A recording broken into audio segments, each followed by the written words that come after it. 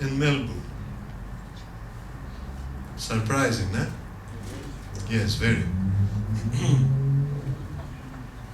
Then you have words like, here it says, of the cosmos lies, tu cosmou kite, tu cosmou kite.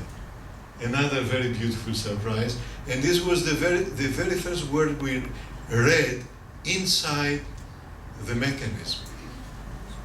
I don't remember if it was the first day of that time. It was October 2005. And then further down you have the little golden sphere, which is the pointer of the moon, or excuse me, of the sun. And then further down it says little silver sphere for the moon.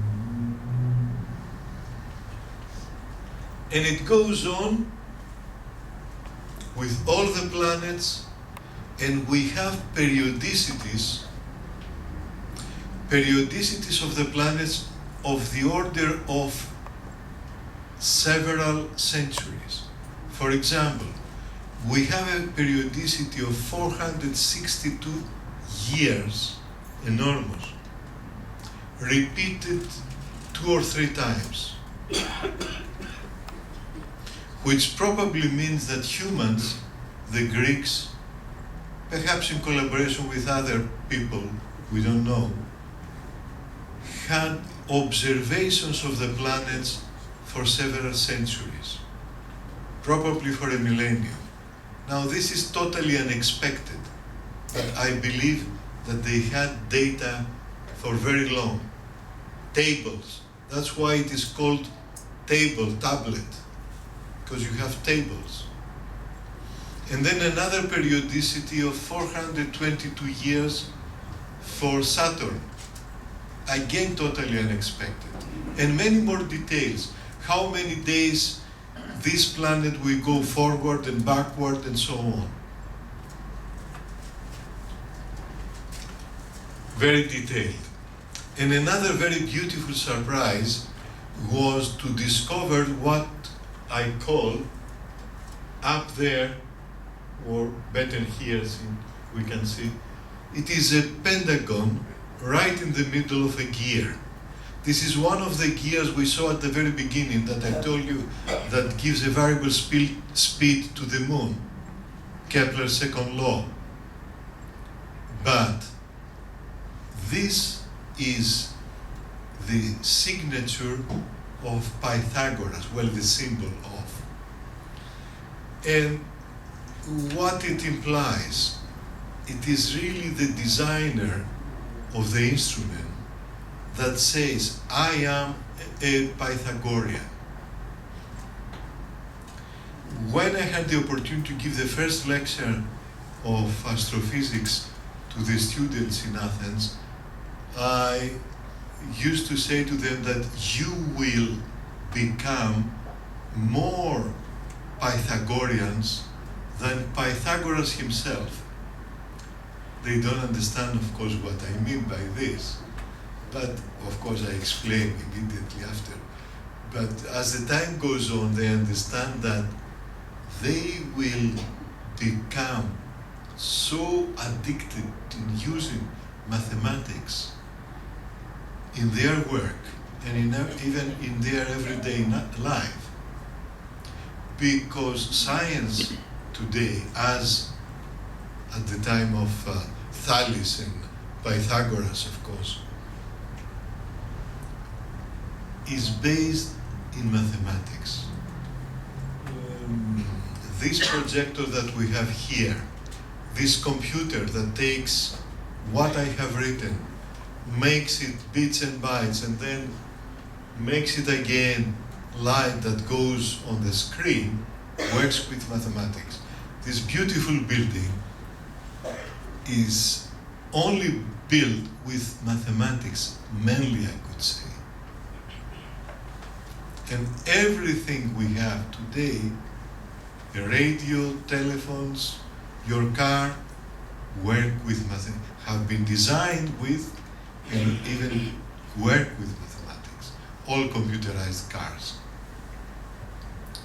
And this is the signature of Pythagoras, I like to say. And now in this little simulation that I have prepared, we have to the right the prediction of eclipses, and the left spiral scale gives the date in 3 calendars, really, that are all based on the phases of the moon. One of them, this on the spiral, is the one we use for Easter. And it is a Doric calendar, a Corinthian calendar. Corinthian calendars are all Doric, and there are very many Corinthian calendars, probably 1,000. You don't believe that, because there are 1,000 at least Greek cities that are under the influence of Corinth, and they have Corinthian calendars. Now, 2 of them, both of them in Epirus, which is northwestern Greece, but in fact, these particular cities, Apollonia, the name of the first one, and Vothroton or Vuthroton, the other one, are now in Albania. Vothroton is just opposite, thank you very much. It's just opposite Corfu. And Apollonia is probably 100 kilometers from the border of Greece. And these were very important cities, every one of them with, of course, their parliament, etc., and their currency, different coins. Especially Apollonia is very strong, but Othoton as well.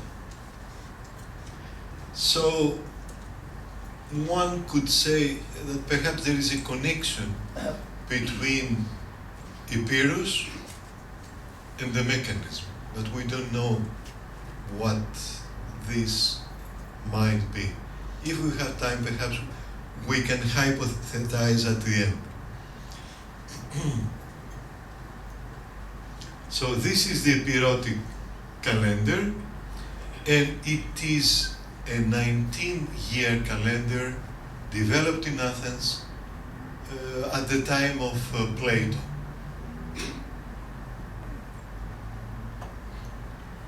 Mentioned by Aristophanes, in fact, in one of his plays. He ridicules Meton for his calendar, in fact, that who needs really a calendar of 19 years? Nobody can use it, Aristophanes says, but it is in use in this beautiful machine. And here we have another calendar that lasts 76 years. It is a bit more accurate than the 19-year one, because the Greeks at the time had, similar to the Easter, let's say, festivities, that they were variable, and they had to follow the phases of the moon for these festivities that are associated, of course, with agricultural activities. You cannot have festivities when the peasants have to work hard. It's only when they have a few weeks or days off they can afford to have that you can have the festivities. And the moon enters because some of these works are associated with the presence of the light of the moon, including, for example, fishing or hunting. So this is the epirotic calendar. And here we have another very important calendar that we even use today again, everybody. It is the Olympiad calendar.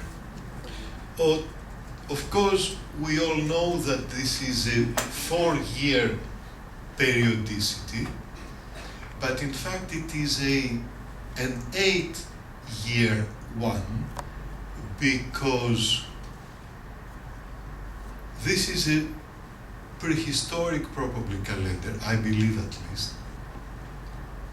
The books say that it is a calendar the Greeks had around the classical time, right? It appears at that time. And everybody really in Europe, I think, uses this calendar. Scandinavia also.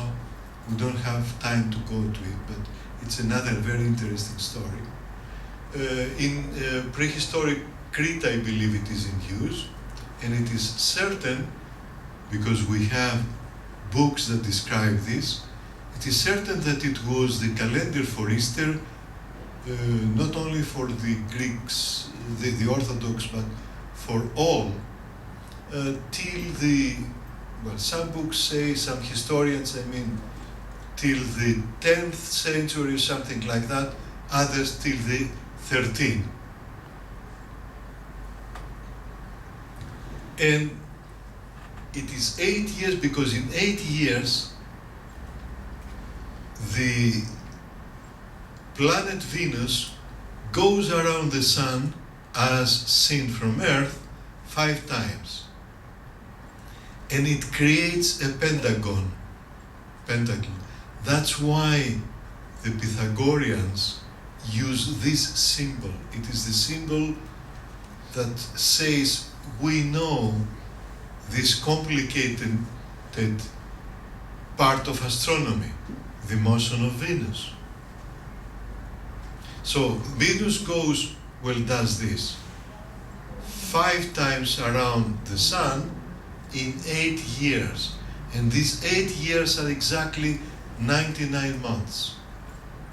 And that's why at that time the Olympic Games start usually in August, as today, but every 3rd year they start, for the 2 years inside this period, they start in September.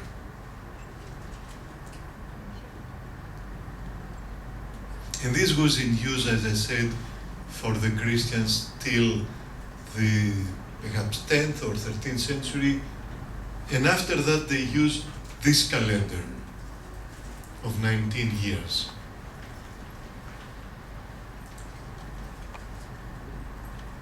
And if we go back to the eclipses,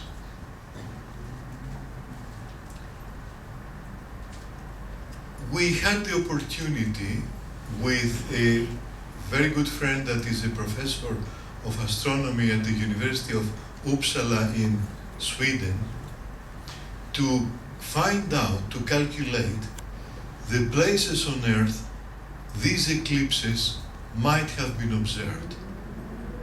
And if you take into account the exact hour of a solar eclipse, the accuracy is very good.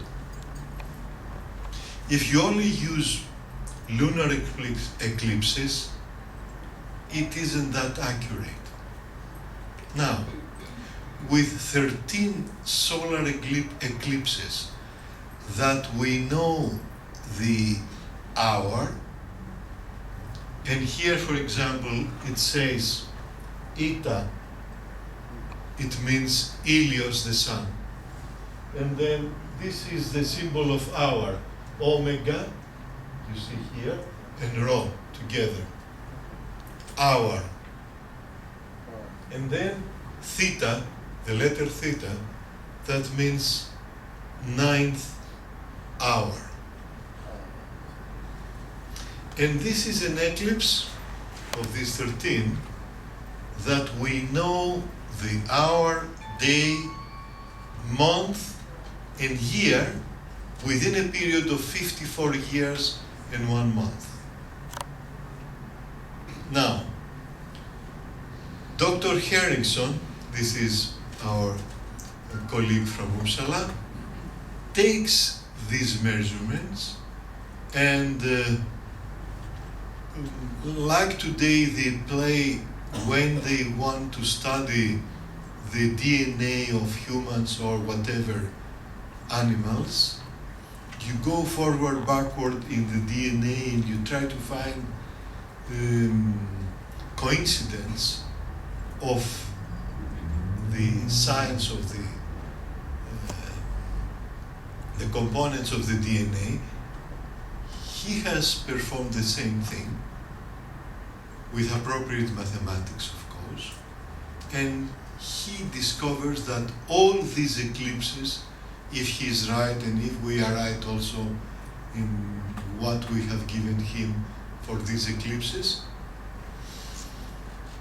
he has discovered that all of them have been measured in Syracuse.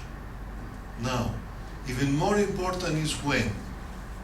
The answer is that some of them have been observed at the time of Archimedes, and many more after his death, after the Romans have killed him in 2012 BC. So this is one of the observations, I believe, Archimedes has made. So Archimedes is, if you like, the grandfather of this instrument. And this is his signature, if you like. And it is very interesting to note that despite the fact that the city is now under the Romans, for at least 30-40 years, his students, who else, continues the work of astronomy, observing. So they have a school, a university, a philosophical school, I mean, of Archimedes. His father was a philosopher. His father, named Phidias, was as in his own writings, Archimedes saying, my father is an astronomer.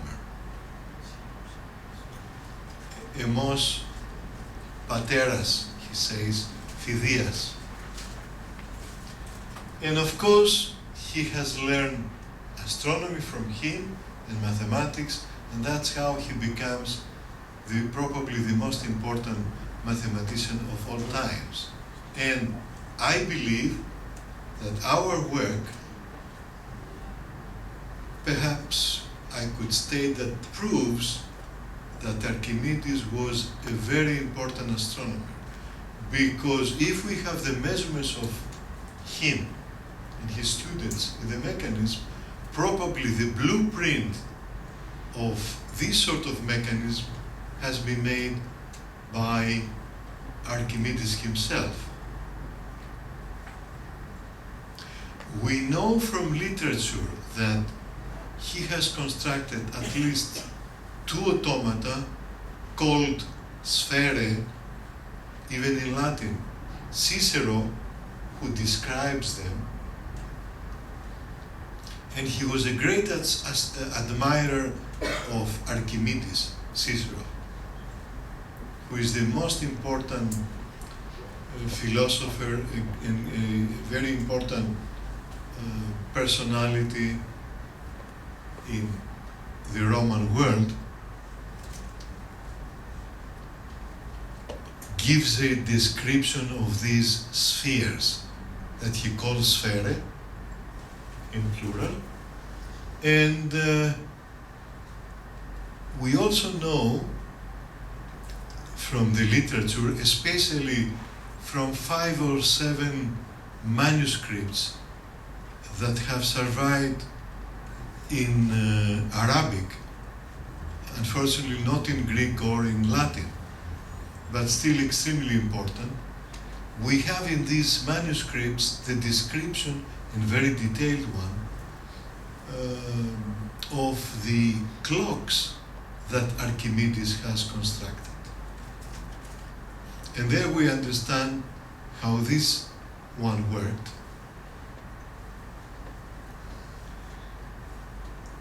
So Archimedes is perhaps the grandfather of the mechanism.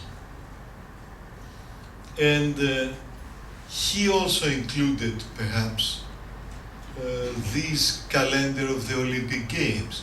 And it is not only the Olympic Games that we have, but also we have here, for example, it says Olympia, and then Isthmia in Corinth, and Isthmia again, and Pythia here at Delphi. And then we have Nemea, and Nemea at Nemea, Peloponnese again, and Na are important games in Epirus. So this is another connection. And down here, we probably have Alia, Ilia, if you prefer with modern pronunciation, that are games, very important ones at Rhodes. So here we have another connection with Rhodes as well. And this is the dial of eclipses, where we had the signature of Archimedes. And the same gears that give motion to the pointers for the eclipses give motion to the actual moon. And in this graph we have, in this X-ray tomography, in fact it is, it's a section inside the body of the instrument. Here we have what I call gearbox of the moon. The gearbox of the moon is a crown gear that turns the moon around itself and changes phases so that we can see in a realistic way the position of the moon and the phase of the moon, the age of the moon. Really incredible.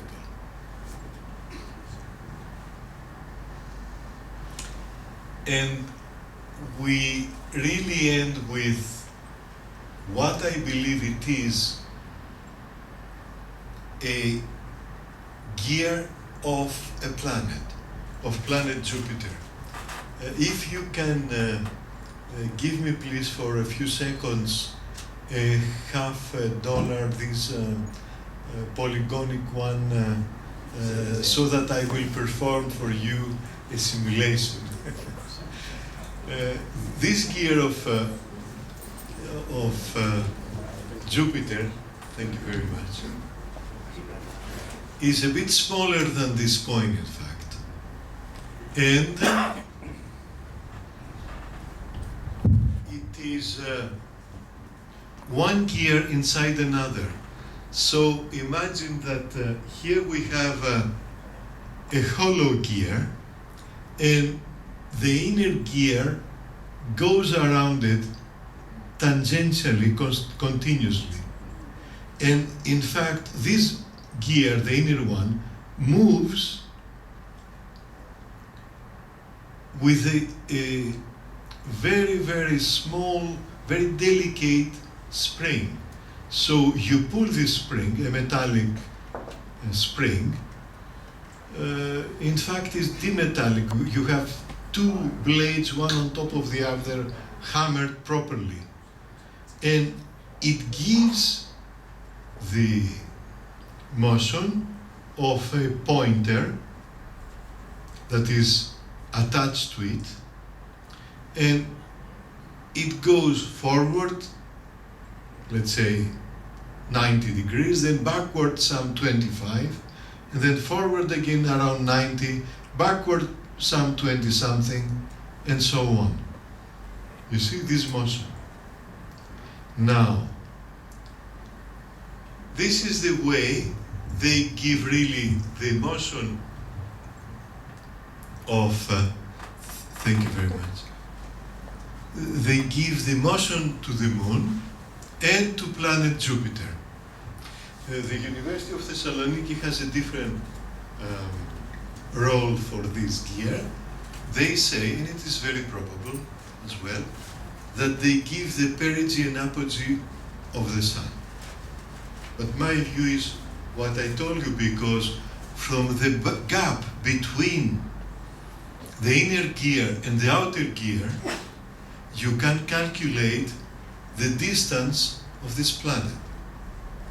And the Greeks knew that, because if you simply measure how many degrees this planet goes forward and then backward and so on, you can calculate the actual distance of the planet in units of the distance of the Earth to the Sun. Believe it or not, humans did it back at that time. And with this, ladies and gentlemen, we can go now to perhaps a few questions. Only a few words concerning other similar devices. Yes, they were around, and of course we could say that prehistoric devices, I call them devices, like the megalithic constructions, Stonehenge and so on, that are around the globe from the Sahara to China almost, and of course all Europe, were again devices that you move a stone or a pole or a piece of wood or whatever around these holes on the ground, and at a certain time somebody like Archimedes, let's say, understands that you can perform appropriate mathematics for the prediction of the eclipses or whatever using gears. And we have a continuation, and we have other devices discovered in France and other places over the centuries, and eventually you have your clock that you use, or your watch, etc. And with this, thank you all for being here. Thank you very much for organizing and for inviting me. What can I say? That lecture was nothing short of fascinating. Just before we move to questions, just a few people I forgot to thank. I'd like to thank Dr. Frosini Viliani from the University of New South Wales, because she put us in contact with Professor Moussas. And also I'd like to thank tonight's sponsors. Can't hear you now. Please use this.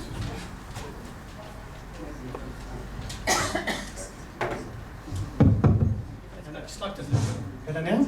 I'd just like to thank tonight's sponsors, Panagiotis Amatopoulos, Jesus Circa, and an anonymous donor. Okay, the floor is open to questions. Please be brief and concise with your questions, please. We don't have too much time. Thank you for your presentation this evening, Professor. My question is that how many springs would this mechanism have inside to operate the whole backwards and forward? We only know of one. And this is my interpretation. The other members of the group do not agree on this, but it is there. I mean, the spring, and it is extremely well made. But we only know of one. That was again another surprise, as all the details are immaculate. The gentleman over there, please. Professor, thank you for that fantastic A bit louder, sir. A bit louder, sir. Is it possible, in your opinion, to